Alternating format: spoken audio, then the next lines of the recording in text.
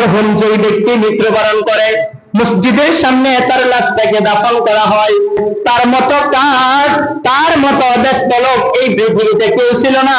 এবার বলেন সেই ব্যক্তি এই পৃথিবীর ব্যস্ততার মাঝ থেকে বিদায় নিতে হয়েছে কি হয় নাই?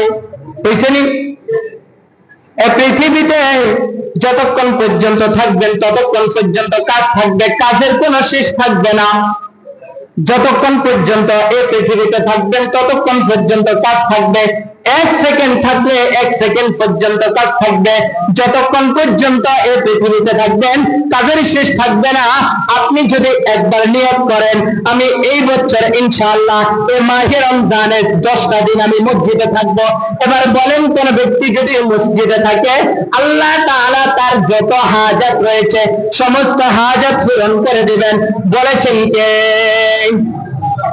তাহলে এবার বলেন এই মাহে রমজান মাসে আপনার হাজার ব্যস্ততা থাকবে, হাজার কাজ থাকবে।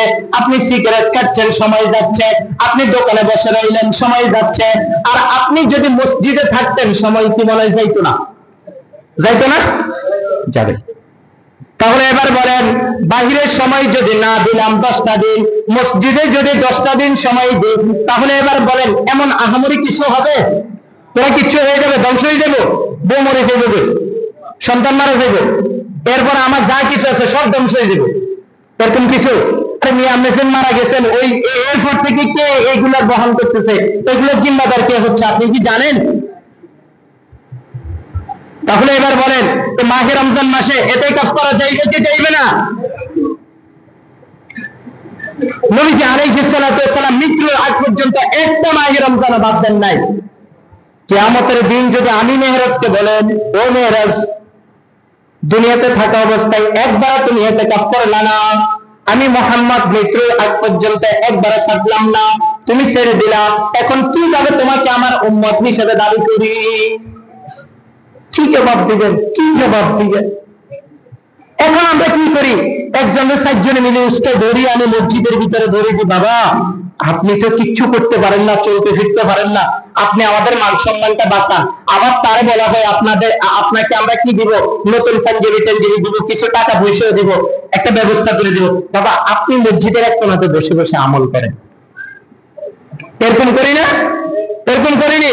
শহর অঞ্চলগুলোতে দেখবেন 10,000 টাকা দিয়ে কন্ট্যাক্ট করে 10 দিনের লাইনে বেরিয়ে রাখে। আমার চোখের সামনে, ওটা আপনারা দেখলে হয়তো এখন পেবেন হুজুর ওয়াজ তো আমাদের দিকে হইতেছে, আমরা এর পক্ষে নাই। শুধু যে আপনাদের জন্য ওয়াজ করতেছি এরকম না, কিয়ামতের দিন আমি কি দ্বারা লাগবে না? আল্লাহর কসম দিয়ে বলছি, আমি আমার এই বয়সে প্রায় 6-7 বার ইতিকাফ করছি মসজিদে থাকা অবস্থায়। তাহলে আপনারা কি পারবেন না ইনশাআল্লাহ? পারবেন না ইনশাআল্লাহ? আমি ওই বেড়ারে আমরা 10,000 টাকা দেওয়ার দরকার কিয়া? যে বেড়ারে আমল নামে তো 10 দিনের আমলও লেখা হইতেছে, নেকিও লেখা হইতেছে, এই বেড়া আবার কিন্তু 10,000 টাকা আইছে, নতুন জামা কাপড় আইছে, আমরা তো কিচ্ছু হান না। আমি লিখে দিলাম, কিচ্ছু পাইবেন না, ফতোয়া আমি দিলাম। যদি কোনো ব্যক্তি পারেন যে হুজুর আমি অমুক হুজুরের তো শুনতে মুফতি সাহেব বলছে, একজনের বসাই দিলে আমার আমল নামাতে নেকি লিখে দিবে। আরে মিয়া কিয়ামতের দিন আপনি কোন বলে আল্লাহ আরে ফিরিয়েন না, ওই জিজ্ঞারে বসাইছি ইগারে ফিরেন। এরকম হইলো? এরকম কিছু হইলো? আরে না, আপনার হিসাব আপনি দিতে হবে। আপনি মুসলমান না? আপনি কালিমা পড়ার দরকার ছিল না যদি আপনি এটাকে না করতে পারেন। আপনি কালিমা পড়ার দরকার ছিল না, আপনি যদি রোজা না রাখতে পারেন। নামদারি মুসলমানের একটা নামে খাতাতে নাম উঠেছেন, ফাজলামি করতেছেন, এতে কাজ করতে হবে। এতে কাজের বিকল্প কোন পদ্ধতি নাই।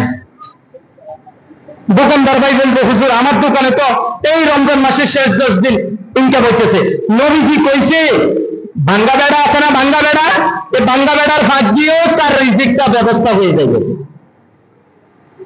রাস্তার কুত্তা কুত্তা আছে না, এই কুত্তারে কেউ কি ব্যবস্থা করে যায়?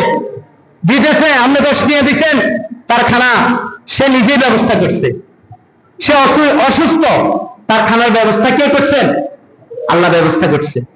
আপনি 10 দিন থাকলে আপনার সমস্যা কি?